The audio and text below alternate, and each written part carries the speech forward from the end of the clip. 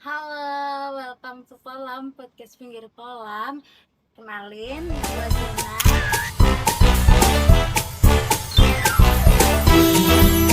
Dan ini teman-teman gue yang luar biasa. Ada Nadila, ada Nabil,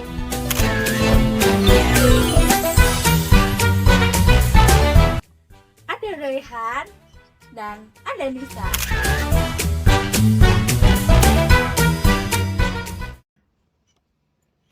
Hari ini kita bakal ngobrol serius tapi santai tentang sesuatu yang kelihatannya sering banget kita lupain di kehidupan sehari-hari. Identitas nasional. Nah, bener. Tapi sebelum kalian skip karena kedengerannya kayak materi PPKN zaman SMA, Yang bikin ngantuk itu. tunggu dulu. Kali ini kita bakal bahas podcastnya dengan cara yang lebih asyik. Soalnya pertanyaan tentang lo tuh siapa sih sebenarnya sebagai orang Indonesia, jawabannya nggak sesimpel kelihatannya. Bener banget, dan ini tuh relevan banget sama kehidupan kita yang sekarang loh. Apalagi di era sosial media dan globalisasi kayak gini, seru nih kayaknya. Oke, kita mulai dari dasar dulu ya. Kalau gue tanya, apa sih sebenarnya identitas nasional tuh? Coba dia dulu. Jadi, identitas nasional itu adalah ciri khas yang membedakan suatu bangsa dengan bangsa yang lain. Bisa berupa bahasa, budaya, simbol-simbol seperti bendera atau lagu kebangsaan. Intinya itu yang bikin Indonesia ya Indonesia, bukan negara lain. Dan yang bikin Indonesia unik itu justru karena Indonesia punya ribuan suku serta ratusan bahasa daerah. Itu kan semboyan Bhinneka Tunggal Ika kan, yang artinya itu berbeda-beda tetapi tetap satu jua. Iya nggak guys? Tapi aku mau nantang dikit nih. Kalau kita berbeda-beda tetapi satu, itu maksudnya gimana? Itu cuma slogan atau kita bener-bener ngerasain itu? Wih, langsung keluar nih kritisnya si Nabil. Lah iya, kalau boleh jujur, di Indonesia itu masih banyak konflik antara suku, ras, dan bangsa di Indonesia. Jadi maksudnya satu, itu masih rapuh kan? Aku rasa keduanya itu bisa benar sekaligus.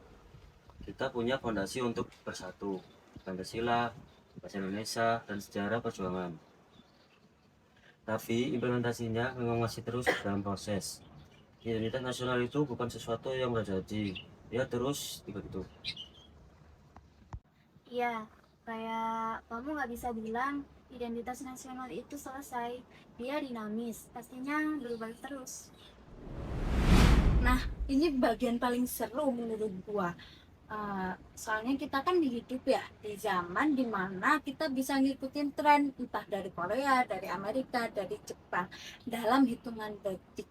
Nah, pertanyaannya guys, apakah globalisasi ini mengancam identitas nasional kita?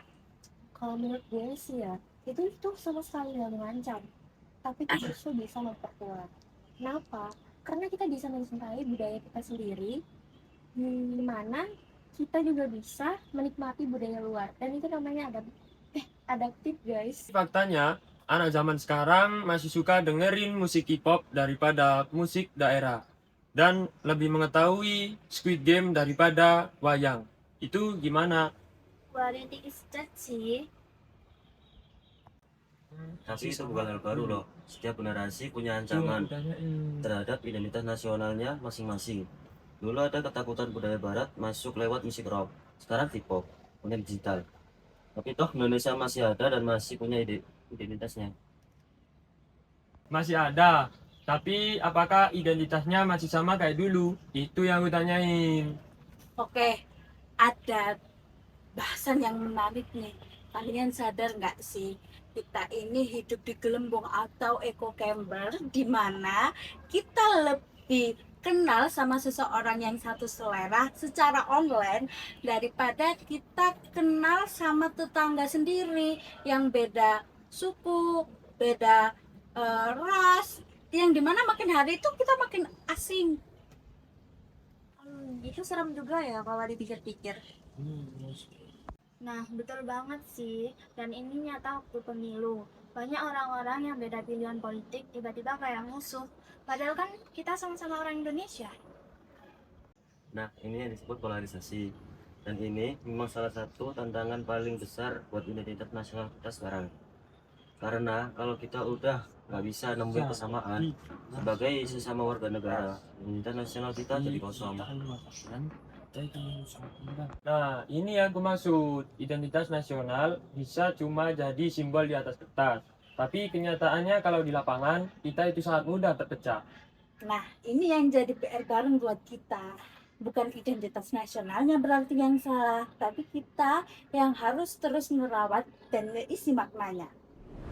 Oke, kita masuk di bagian paling panas dalam podcast ini.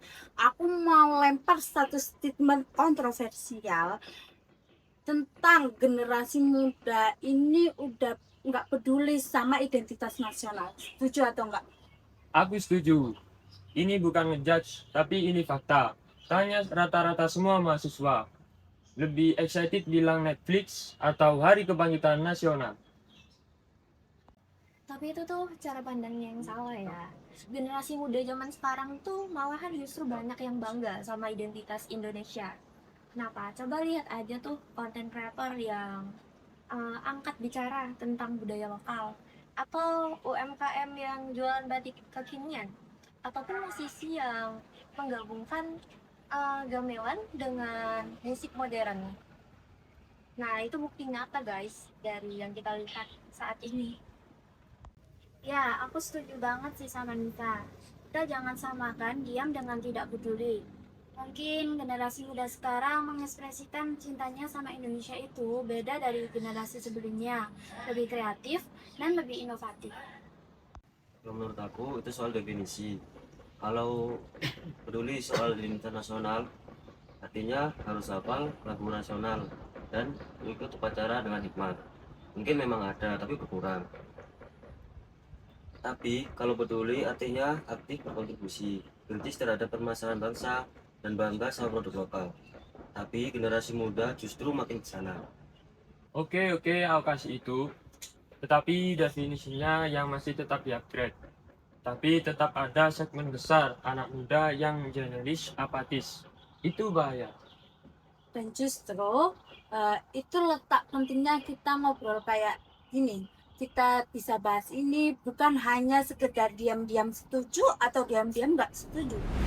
Oke guys, kita udah ngobrol banyak. Sebelum kita tutup, aku pingin dengar kalimat dari masing-masing tentang apa sih yang paling penting menyangkut identitas nasional di era generasi kita sekarang ini. Dari Rehan duluan boleh? Kalau menurut aku, identitas nasional itu bukan warisan yang tinggal kita terima.